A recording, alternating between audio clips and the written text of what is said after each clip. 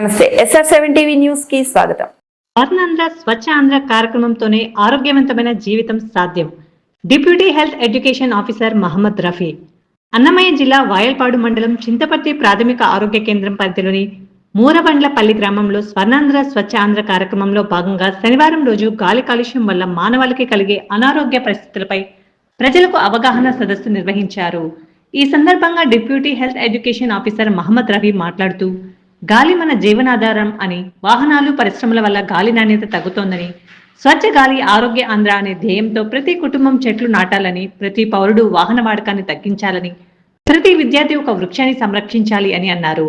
మన చర్యలతోనే గాలి శుభ్రంగా, భవిష్యత్తు ఆరోగ్యంగా ఉంటుందని, వర్షాలు కురుస్తున్న నేపథ్యంలో అంటువ్యాధులు అయిన మలేరియా, డెంగ్యూ, టైఫాయిడ్, అతిసార, వైరల్ జ్వరాలు, కామెర్లు వంటివి ప్రబలకుండా త్రాగునీటిని కాచి చల్లార్చి త్రాగాలని, మరుగుదొడ్లు ఉపయోగం చేసుకోవాలని, చేతుల శుభ్రత, వ్యక్తిగత శుభ్రత పాటించాలని, ఇంటి పరిసరాలలో నీటి నిల్వలు లేకుండా చూసుకోవడం వల్ల దోమల ఉధృతి తగ్గుతుందని అన్నారు. ఈ కార్యక్రమంలో deputy health education officer Mohammed Rafi, panchayat కార్యదర్శి Ramesh Babu, CHO ML HP Pushpavathi, ANM Anasuya, digital కార్యదర్శి కిరణ్, వెల్ఫేర్ కార్యదర్శి ప్రేమ్ సాయి, మహిళా పోలీస్ సుజాత, ఆశా కార్యకర్తలు, ప్రజలు పాల్గొన్నారు. RV కృష్ణారెడ్డి, అన్నమయ్య జిల్లా ఇన్ఛార్జ్. శైలిలో మార్పు, ఆరోగ్యంతో సాధ్యం, పరిశుభ్రమైన గాలి, స్వచ్ఛందంతో సాధ్యం. మన ఆరోగ్యం మన చేతుల్లో ఉంది. వారంలో ఒక రోజు వాహన రహిత జీవితం గడుపుదాం. ప్రతిరోజు యోగా చేద్దాం. మొక్కలు నాటుదాం, మొక్కలు సంరక్షిద్దాం, మొక్కలు నాటుదాం, మొక్కలు సంరక్షిద్దాం. మన ఆరోగ్యం మన చేతుల్లో ఉంది. నా పరిసరాల బాధ్యత, నా పరిశుభ్రత, పరిసరాల పరిశుభ్రతే మనందరి బాధ్యత. మన ఆరోగ్యం మన పరిసరాల్లో ఉంది. మన పరిసరాలు మన బాధ్యత. మన ఆరోగ్యం మన చేతుల్లో ఉంది. పరిశుభ్రమైన గాలి, స్వచ్ఛమైన ఆరోగ్యం. పరిశుభ్రమైన గాలి, స్వచ్ఛమైన ఆరోగ్యం. సోలార్ గ్యాస్ వాడుదాం. పరిసరాల కాలుష్యాన్ని నివారిద్దాం. గోబర్ గ్యాస్ వాడుదాం. గాలి కాలుష్యాన్ని నివారిద్దాం. జై హింద్. ఇక్కడ చూసిన వర్షాల వల్ల మనకు ఈ అతిసార అంటే నీళ్ల విరోచనాలు కావచ్చు, మలేరియా, డెంగ్యూ వంటి జ్వరాలు ఎక్కడ చూసినా వస్తాయి. ముఖ్యంగా ఏమంటే వాన పడినప్పుడు మన ఇళ్ళ చుట్టుపక్కల నీళ్ళని నిలుస్తాయి. ఎక్కడ చూసినా మనకు వాడి పడేసినటువంటి టెంకాయ చెప్పులు, టీ కప్పులు, వాటర్ గ్లాసులు, ఐస్ క్రీమ్ కప్పులు, ఈ పగిలిపోయిన పెంకులు, టైర్లు, ఇట్లాంటివన్నీ కూడా మన ఇంట్లో చుట్టుపక్కల పరిసరాల్లో ఉంటాయి. కాబట్టి ఈ వీటిల్లో అన్నింటిలో కూడా వర్షం నీళ్ళని నిలుస్తాయి. నీళ్లు నిలిచినప్పుడు ఏమవుతుందంటే వాటిల్లో దోమలన్నీ గుడ్లు పెడతాయి.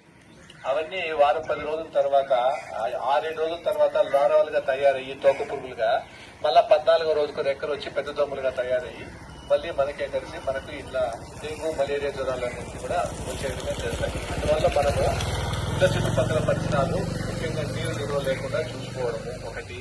రెండవది, కాలువల్లో నీరు పారే విధంగా చూసుకోవాలి. మీ ఇంటి ముందర కాలువలు కన్నా పంచాయతీ కాలువలు ఉంటే దాంట్లో నీరు నిల్వ లేకుండా నీరు పారే విధంగా చూసుకోవాలి. ఎందుకంటే కాలువల్లో చెత్త వేసేసి నిలబడిపోయినాయంటే ఎక్కడ నీళ్లు నిలబడతాయో అక్కడ దోమలు గుర్తుపెడతాయి.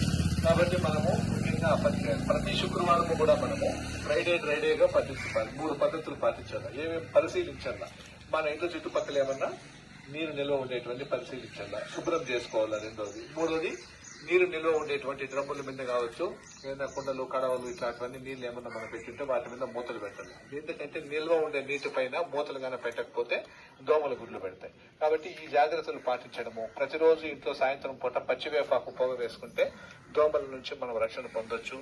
లైట్లు వేసిన వెంటనే ఇంట్లో సాయంత్రం పూట ఒక 1/4 గంట సేపు తలుపులు, కిటికీలు మూసేయాలి. అట్లా తలుపులు, కిటికీలు మూసేస్తే దోమలు ఇంట్లోకి రావు. ఎందువల్ల అంటే బయటంతా చీకటి అయిపోతుంది.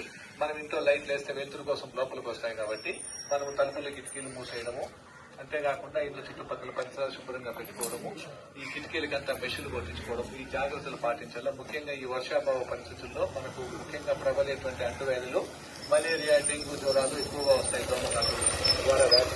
అంతేకాకుండా తాగే నీళ్లు కలుషితం పోయితే మనకు ఈ వర్షాల వల్ల కొత్త నీళ్లు వస్తూ ఉంటాయి. తాగే నీళ్లు కలుషితమయ్యి మనకు ఈ అతిసార అంటే పలసగా నీళ్ల బేదులు కావడము, టైఫాయిడ్, కామెర్లు ఇట్లాంటివన్నీ వస్తాయి. అంటే తాగే నీళ్లు పరిశుభ్రంగా లేకపోతే. అందువల్లనే తాగే నీళ్లు కాంచి చల్లార్చి తాగల్లా. ప్రతిరోజు మన ప్రతి సమయంలో కూడా చేతులు పరిశుభ్రత అనేది. స్వచ్ఛాంధ్ర ప్రతిజ్ఞ నేను నా పరిసరాల పరిశుభ్రత కొరకు ప్రతిరోజు కొంత సమయము కేటాయిస్తానని నా వంతు కృషిగా స్వచ్ఛత కార్యక్రమాల కొరకు శ్రమదానం చేసి పరిశుభ్ర ఆంధ్రప్రదేశ్ సాధించే సంకల్పానికి కట్టుబడి ఉంటానని ఈరోజు పరిశుభ్రత గురించి నేను వేసిన ఈ ముందడుగు ఆంధ్రప్రదేశ్ రాష్ట్రాన్ని శుభ్రపరచడంలో సహాయం చేస్తుందని నమ్ముతూ ఈ రోజు నుండి నా తోటి వారికి కూడా వాహన కాలుష్యాన్ని తగ్గించి స్వచ్ఛమైన గాలి కొరకు ప్రజా రవాణా వాహనాలను ఉపయోగించుట మరియు విరివిగా మొక్కలు నాటడము, సోలార్ విద్యుత్ వినియోగము వంటి పద్ధతులపై అవగాహన కల్పించే దిశగా ప్రయత్నిస్తానని మన ఆంధ్రప్రదేశ్ ను